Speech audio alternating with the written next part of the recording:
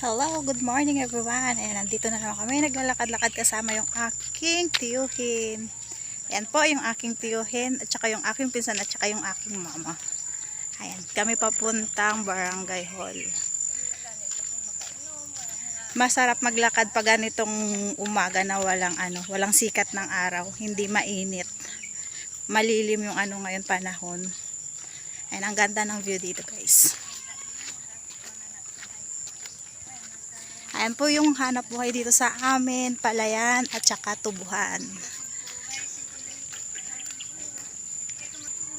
Ang gandang pagmasdan.